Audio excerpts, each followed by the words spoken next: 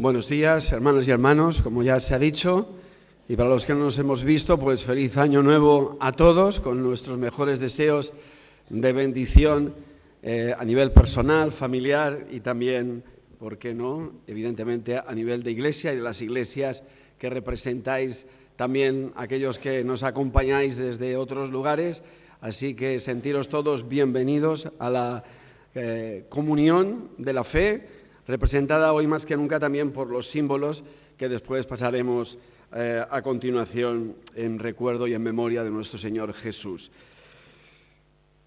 Me gustaría preguntarte si te han sorprendido los Reyes Magos.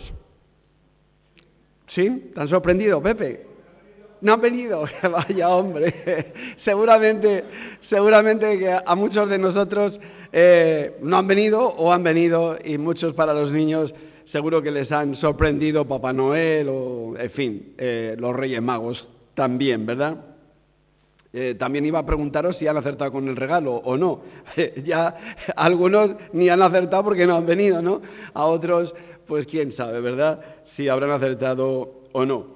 Me imagino que si preguntamos a los más pequeños de las casas, ya sean en Papá Noel o en los Reyes Magos, pues con toda seguridad que ellos están muy contentos de sus regalos. Creo que todos tenemos en nuestra mente la foto fija, ¿verdad?, de ese tiempo especial de nuestra infancia. Tal vez en algunos hogares pues no hayan habido nunca Reyes Magos o Papá Noel, pero bueno, ellos se lo han perdido. Los que los hemos tenido de una cierta edad para hasta aquí, pues hemos tenido esa experiencia, ¿verdad? Los más mayores tal vez no, porque muchos de ellos son hijos de la posguerra y pues no pudieron tener esa experiencia, pero otros sí que la hemos tenido, y esa experiencia de la noche anterior, ¿verdad?, de la incertidumbre, del ir a la cama pronto, de las alegrías, de los sueños, de las sorpresas del día siguiente, y ahora pues los que ya pintamos canas y pasamos por ahí, pues ahora es prepararla para nuestros nietos, después de haberla preparado para nuestros hijos. Y bueno, creo que todos tenemos en nuestra memoria esas imágenes, ¿no? Y evidentemente diríamos que la tradición ha traído hasta nosotros pues este momento histórico que tiene que ver, entre otras cosas, precisamente con los 3 regalos que los magos de Oriente llevaron al niño Jesús, ¿verdad? El oro, el incienso y la mirra. Por eso la cristiandad a lo largo de los siglos ha señalado el 6 de diciembre como el día de los conocidos como Reyes Magos de Oriente, ¿verdad?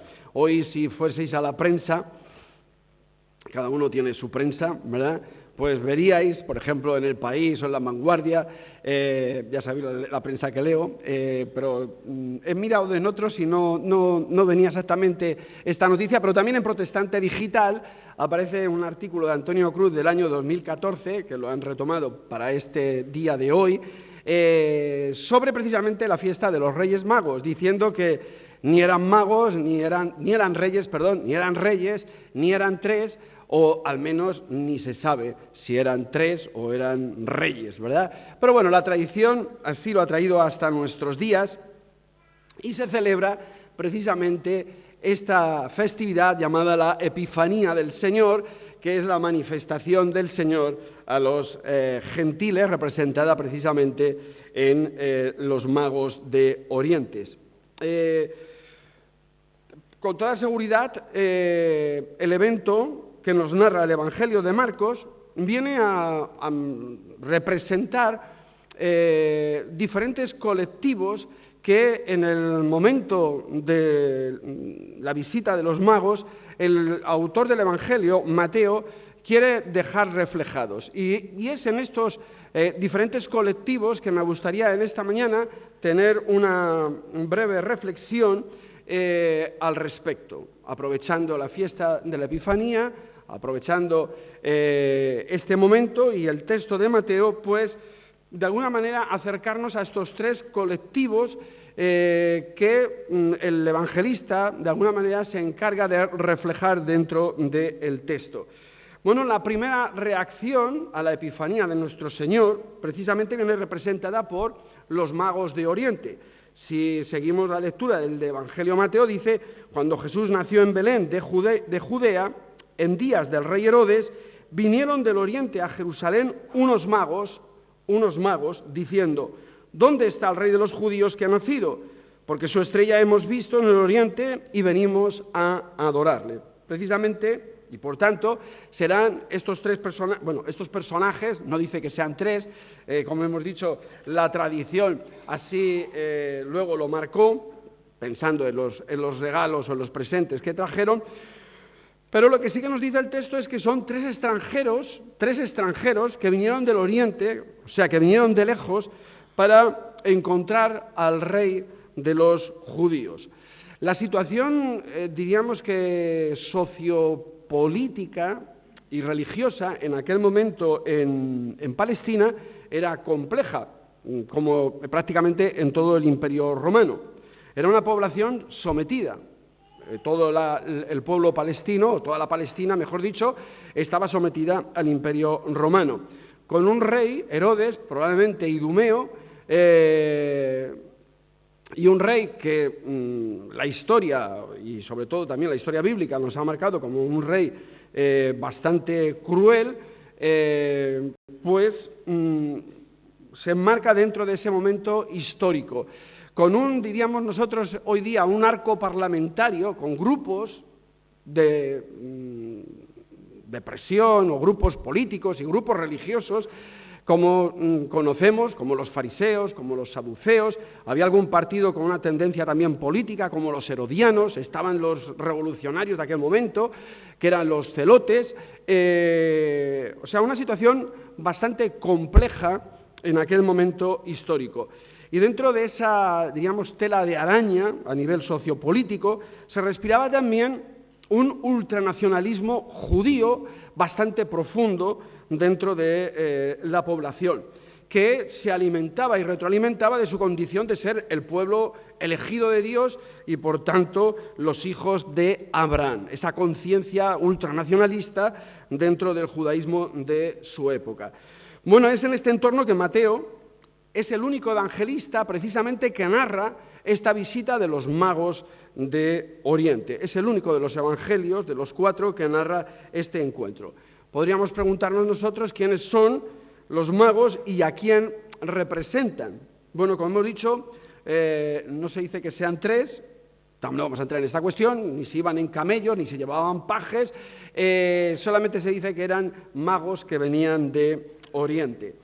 Como he dicho anteriormente, la tradición pues nos ha legado que eran 3 y, bueno, en fin, hasta los nombres e incluso que había un tal Baltasar que era hasta de color negro, ¿verdad?, representando a los 3 continentes, Europa, Asia y África. Las tradiciones siempre tratan de darle sentido a los relatos que nos llegan y, por tanto, bueno, creo que hay un interés, aunque solamente sea ese interés de saber por qué la tradición los representa de esa manera. Pero lo que sí que sabemos es que eran magos, y el hecho del concepto de magos en aquel tiempo y de dónde venían ellos, de Oriente, pues probablemente eran sacerdotes y por el hecho de que seguían la estrella, pues algunos llegan a la conclusión de que serían astrónomos, aquellos astrónomos de la antigüedad que se dedicaban a conocer las estrellas del cielo, a darles nombre para que nos llegaran hasta nosotros hoy día los nombres incluso de muchas de las estrellas,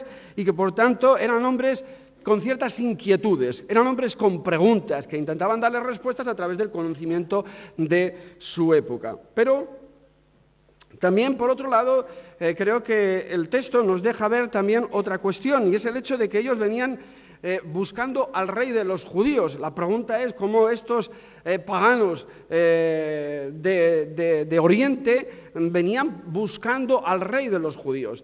Bueno, pues probablemente porque no les viene por revelación directa al oído, probablemente lo que sucedió es que aquellos hombres entraron en contacto también con los judíos de su época, con los judíos de la diáspora que estaban por todo el mundo. Recordar que ya desde la invasión del Imperio Babilónico, que se llevó a gran parte de la población al destierro, entre ellos a Daniel y otros muchos, pues llevaron consigo las Escrituras, y muchos de ellos se instalaron, y de ahí incluso algunos entienden que es el origen de la sinagoga, porque al tener que salir de Palestina, pues se tienen que instalar en los diferentes países, encontrarse entre ellos y estudiar las Escrituras.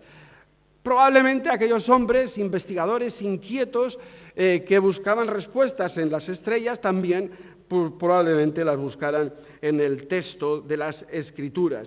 Y lo interesante de todo esto, y que es el tema que quiero, bueno, entre otras cosas, que quiero plantearos en esta mañana, y lo realmente importante es que eran 3 extranjeros, 3 hombres que vienen del Oriente, que vienen para encontrar al rey de los judíos.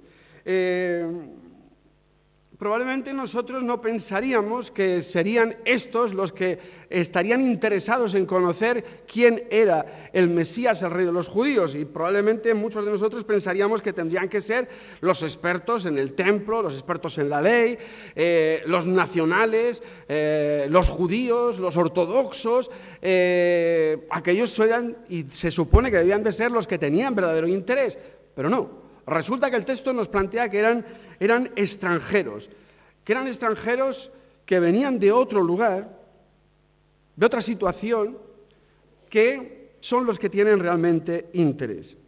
Y creo que el mensaje de la Epifanía del Señor o de los magos debe calar hondo en nuestras mentes y conciencias en un tiempo especial de la historia que estamos viviendo. Yo creo que esto hay que tomárselo en serio. En este momento en el cual se están transmitiendo por activa, por pasiva, a través de los medios de comunicaciones, mensajes de odio al diferente, mensajes de odio al extranjero. Y creo que la Epifanía nos coloca precisamente en medio de esa situación y de la situación que estamos viviendo, de estos nacionalismos excluyentes, como era el mismo nacionalismo del pueblo judío en aquel momento de la historia, cuando llega Jesús. ¿Por qué no son los judíos los que van al encuentro del niño, sino que tienen que ser extranjeros que están inquietos por saber quién es el rey que ha nacido? El mensaje del Evangelio, desde sus inicios y desde el Evangelio de Mateo, nos muestra que los adoradores de Jesús vienen del Oriente, de tierras lejanas. Y creo que aquí tal vez sí que cabe la tradición de por qué se pintó o se pensó en un rey negro, representando al continente africano. Bueno, tal vez este Baltasar de la tradición tendría que hacernos pensar en el hecho de que Dios ama al diferente, al extranjero, al inmigrante, a los negros, a los amarillos, a los blancos, a los árabes, a los vascos, a los gallegos, a los catalanes, a los españoles, que Dios es el Dios de todo y de todos. Y creo que nosotros debemos de seguir insistiendo y vigilando precisamente el hecho de que Dios ama a todos. Precisamente en ese momento, o en este momento de la historia en el cual se están inoculando precisamente esas ideas del odio o del rechazo del otro, ya sea por el país de origen, ya sea por el color de la piel, ya sea por el género, ya sea por la situación social. Es el momento en el cual se están levantando tantos muros, tantas murallas, tantas vallas, y creo que el mensaje de la Epifanía, en el cual se nos muestra el corazón de Dios amando al diferente, amando al extranjero, es lo que nos debe hacer pensar en que debemos de ser hombres y mujeres pacificadores, integradores, tolerantes, amables, generosos, desinteresados, acogedores, hospitalarios, todo ello como anuncio del reino de los cielos, de ese Dios que sale al encuentro de esos magos extranjeros del Oriente por medio de una estrella y por medio de las Escrituras. ¿Cuál fue la reacción de los magos? Creo que, bueno, ya he dicho, que eran hombres inquietos, con preguntas, buscadores de la verdad. Es de imaginar que podrían ser astrónomos, no dicho astrólogos, con intención, astrónomos, sabios, también inquietos con las escrituras de Israel, esas escrituras que les llegaron, como hemos dicho también, probablemente a través del destierro de los judíos, y que tuvieron la experiencia precisamente de encontrar una respuesta a sus inquietudes en el niño de Belén. Aquellos que siguieron la estrella, aquellos que siguieron las Escrituras, se encontraron precisamente con el Dios que les amaba. La estrella de Belén marcó un antes y un después en la vida de aquellos magos y extranjeros. Supieron leer en los signos de los cielos y de las Escrituras. Creo que nosotros debemos de estar muy atentos, y creo que en este año 2019 es muy importante que estemos muy atentos para saber leer los signos de los tiempos, para saber leer entre líneas en los discursos que nos llegan. Estamos en un momento muy complicado, creo que no hace falta ser muy expertos ni grandes analistas políticos y sociales para saber que estamos en un momento muy delicado de la historia del mundo, de la historia de Europa, para saber estar atentos a los mensajes que nos llegan y saber leer entre líneas y no entre líneas de esos discursos que tratan de inocular el odio en las poblaciones. Porque si nosotros somos precisamente hombres y mujeres, debemos de serlos de paz, hombres y mujeres de paz, pacificadores en medio de un mundo, para no hacer del extranjero, para no hacer del inmigrante, para no hacer del diferente nuestro enemigo, como si vinieran a quitarnos algo que nos pertenece. Y por tanto, cuidado con este momento histórico que estamos viviendo. La segunda reacción a la epifanía de nuestro Señor es la de los líderes religiosos. Fijaros en los versículos 3 al 5, y fijaros cómo lo narra Mateo. Dice: oyendo esto, el rey Herodes se turbó y toda Jerusalén con él. Y convocados todos los principales sacerdotes y los escribas del pueblo, les preguntó dónde había de nacer el Cristo. Ellos le dijeron: en Belén de Judea, porque así está escrito por el profeta. Y tú, Belén, de la tierra de Judá, no eres la más pequeña entre los príncipes de Judá, porque de ti saldrá un guiador que apacentará a mi pueblo Israel. Es interesante cómo se describe a este segundo colectivo, el rey Herodes, lo vamos a ver al final, que es el de los expertos en la ley, los conocedores de las Escrituras. Ellos, como buenos conocedores de las Escrituras, le citan la profecía del profeta, o el texto del profeta Miqueas en el capítulo 5, en el versículo 2, esto que aparece en el versículo 6. Y tú, Belén, de la tierra de Judá, vale, pues allí habría de nacer el Cristo según las Escrituras. Pero es interesante ver cómo lo narra precisamente Mateo. Fijaros, el nacimiento del Mesías, el que más debía de estar esperando Israel, y precisamente a la pregunta del rey Herodes de dónde había de nacer, al menos Mateo, en su evangelio, nos narra unos personajes totalmente hieráticos, impasibles, insensibles. Le dice dónde va a nacer. Según las Escrituras, va a nacer en Belén. Pero no se describe ningún interés de estos que eran los pretendidamente religiosos, los que esperaban al Mesías. Y de tal manera que Mateo lo narra, fijaros, dice que oyendo esto el rey Herodes se turbó, el rey Herodes se turba y toda Jerusalén con él. O sea, hay una expectativa, al menos están turbados. Pero dice que convocados los principales sacerdotes y los escribas del pueblo, les preguntó dónde había de nacer el Cristo y ellos le dijeron, así, a secas, sin más, no hay más interés por saber por el Mesías, ni dónde ha de nacer. Le contestan, en Belén de Judá, porque así está escrito por el profeta. Es curioso, y más que curioso, es muy interesante cómo el Evangelio narra el desinterés, el desafecto por lo que debía de ser su máxima preocupación como sacerdotes y conocedores de la Escritura. Ni sentimientos, indiferencia total y absoluta. Y creo que Mateo está interpretando a través de la escena la indiferencia de las autoridades religiosas a la persona de Jesús a lo largo de toda su vida, porque el Evangelio está escrito después, evidentemente, de la crucifixión de Jesús, está escrito posteriormente. Por tanto, ya de alguna manera, en Mateo se está reflejando lo que las autoridades religiosas han hecho a lo largo de toda la vida con Jesús. Y es pasar de él, obviarle, desinterés total y absoluto. Pero no puede ir más lejos porque es un niño, acaba de nacer. De momento no hay odio hacia Jesús, el odio va a venir después. Va a venir a través de las confrontaciones con Jesús, a través de cuando Jesús, para ellos, quebranta el sábado y ya empieza a tener un conflicto con ellos, porque ven en Jesús un problema, un rival. Porque ven en Jesús aquel que no está yendo al templo a hacer los sacrificios esperados por ellos y por tanto está atentando contra ellos mismos como los religiosos y los guardianes de la fe.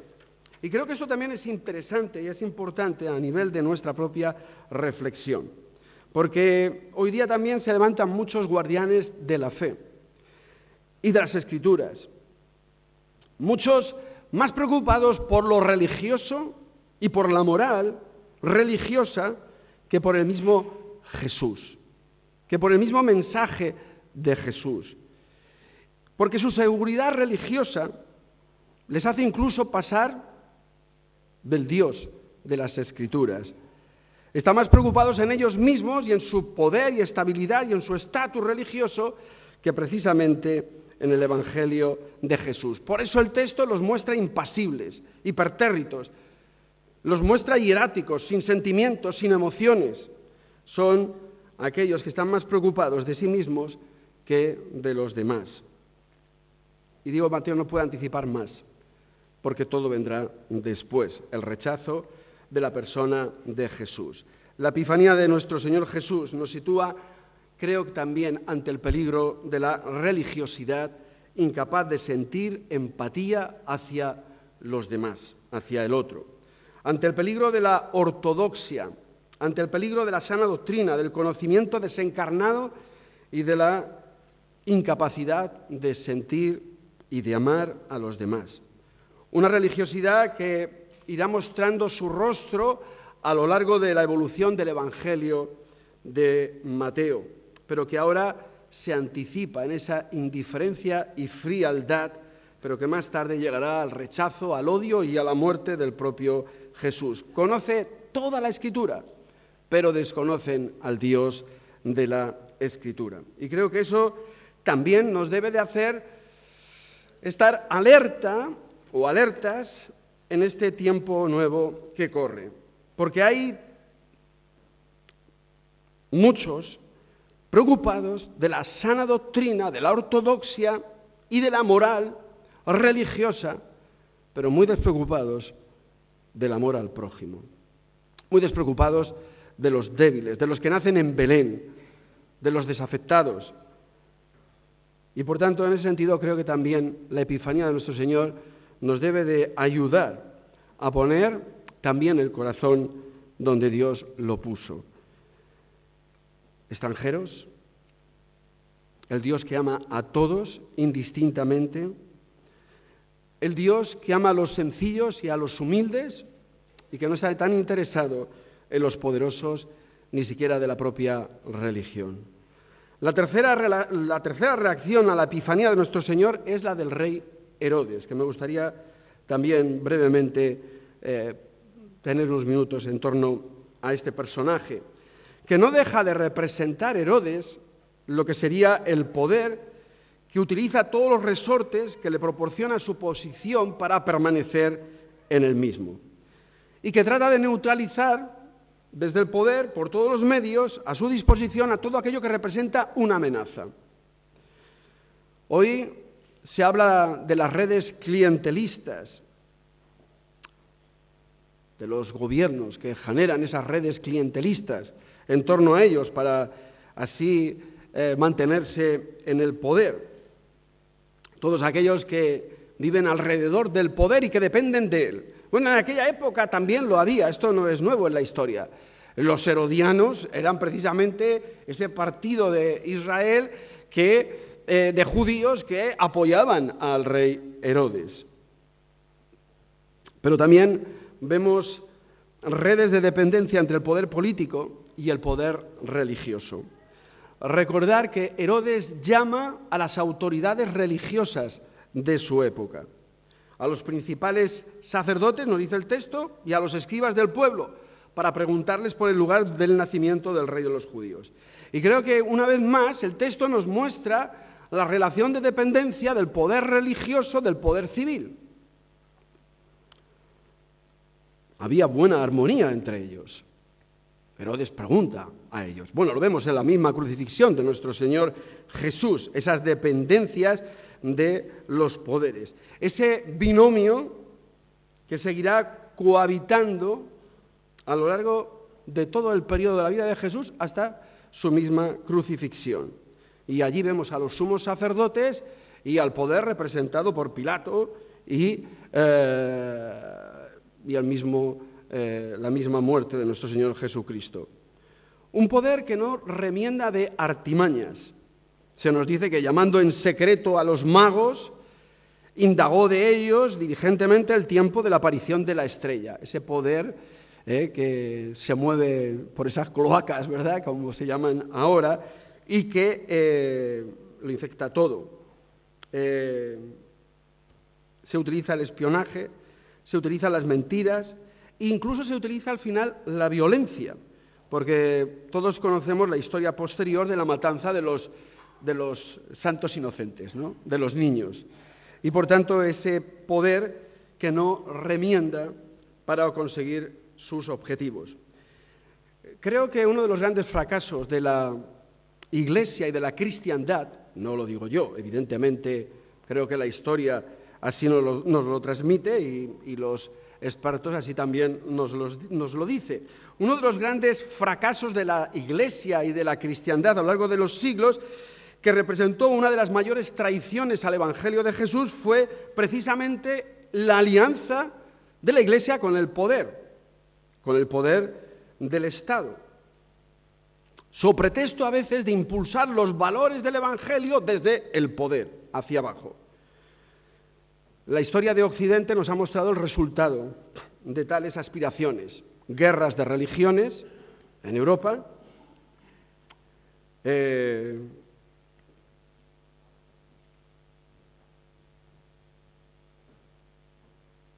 guerras de religiones, inquisiciones católicas y protestantes, que también las hubo, Suiza, Calvino, etcétera. Y curiosamente todo lo contrario a la propuesta de Jesús. Mientras unos hacían política, él estaba en el pesebre.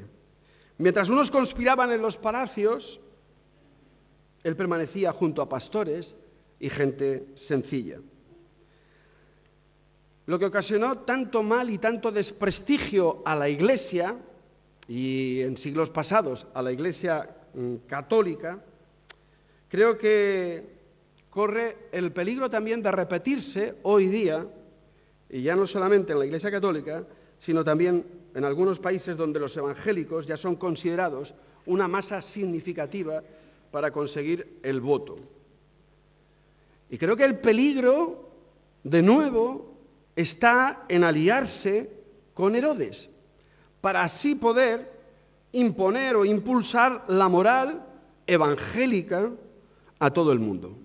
Y creo que debemos de estar atentos, de saber leer los signos de los tiempos, las estrellas que pasan en este momento de la historia, para saber analizarlas, porque la historia nos debe de enseñar lo que ocurrió en el pasado. Herodes y los poderes religiosos nunca tuvieron otra intención que aspirar al poder para instalarse en él y vivir de él a costa de los más humildes, de los que nacieron en un Belén. Creo que la historia de nuestro propio país, España,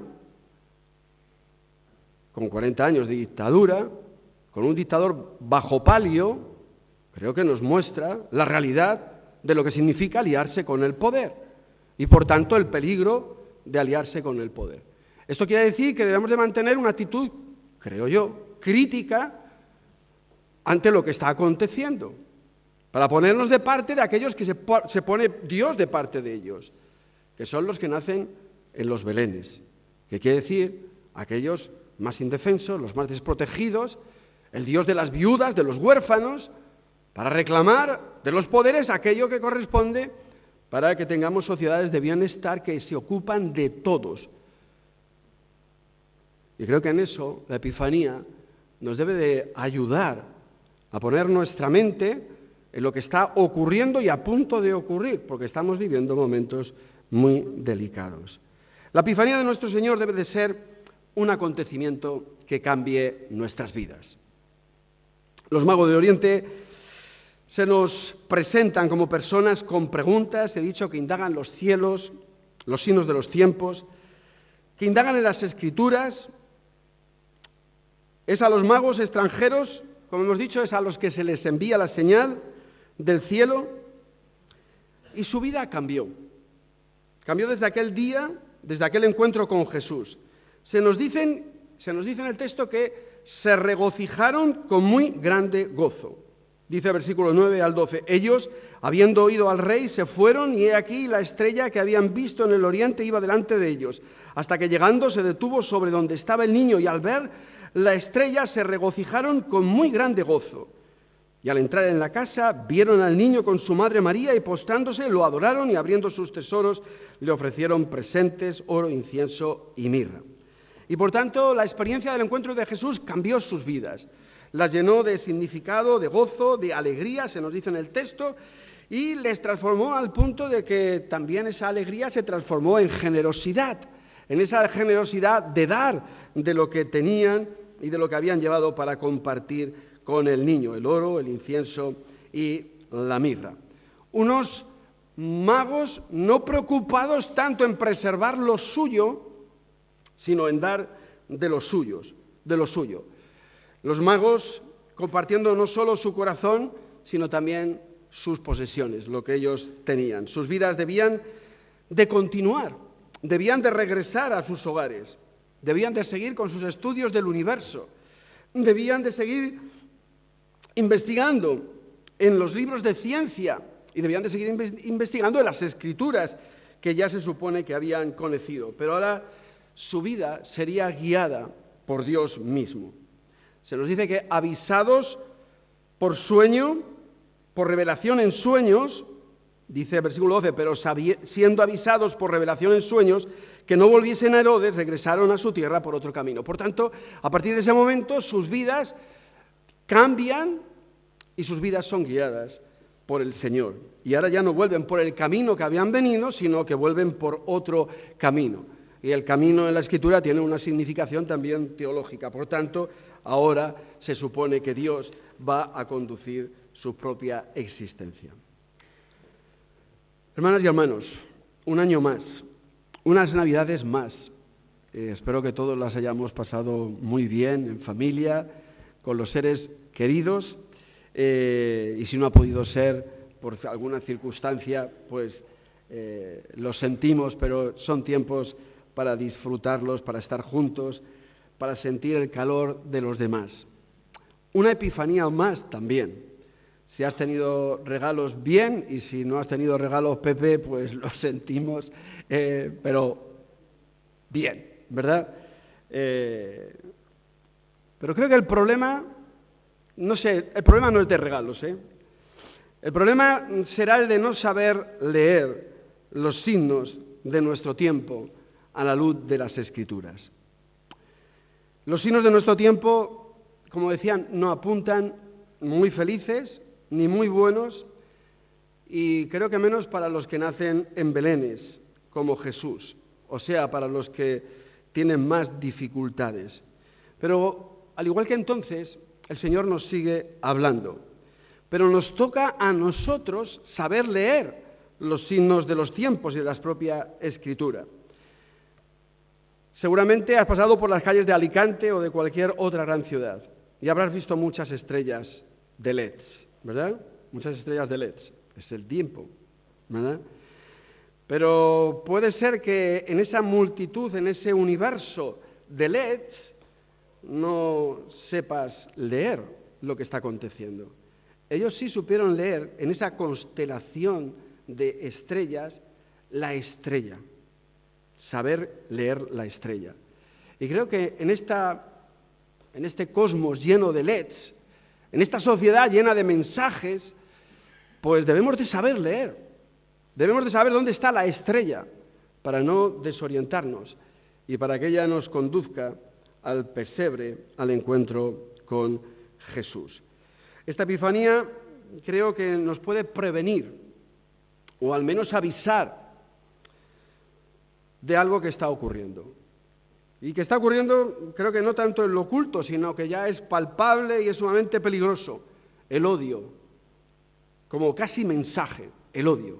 El odio al otro, el odio al diferente, el odio al extranjero, el odio a la mujer, el odio y el odio. Y creo que esto debemos de tener mucho cuidado, porque son tiempos peligrosos. Y debemos de recordar una vez más que la Epifanía es el encuentro de Dios con el extranjero, con el diferente.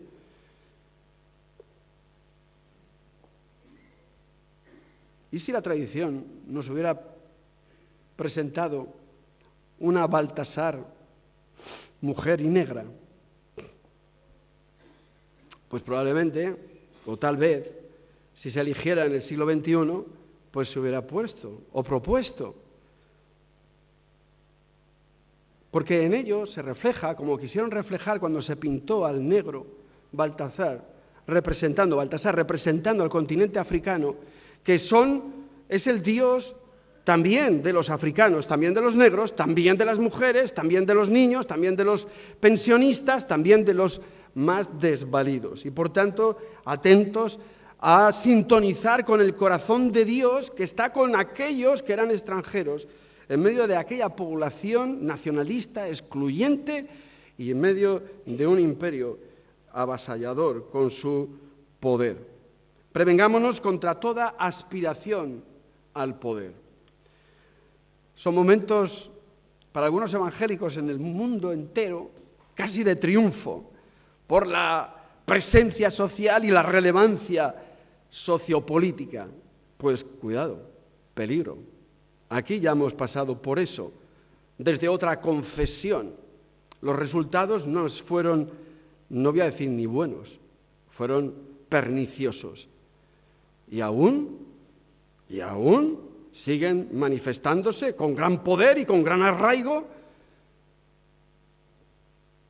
Cuidado, no vayamos a aspirar nosotros a lo que ya la historia ha condenado, no solamente al fracaso, sino a la traición del propio Evangelio. Y por tanto yo creo que la Iglesia debe de tener siempre ese papel profético de denuncia de aquello que no está bien hecho y de aquello que hay que mejorar, pero no participar dentro de, como institución, evidentemente. Luego a nivel personal, ojalá hubiera muchos que intentasen transformar la sociedad desde dentro.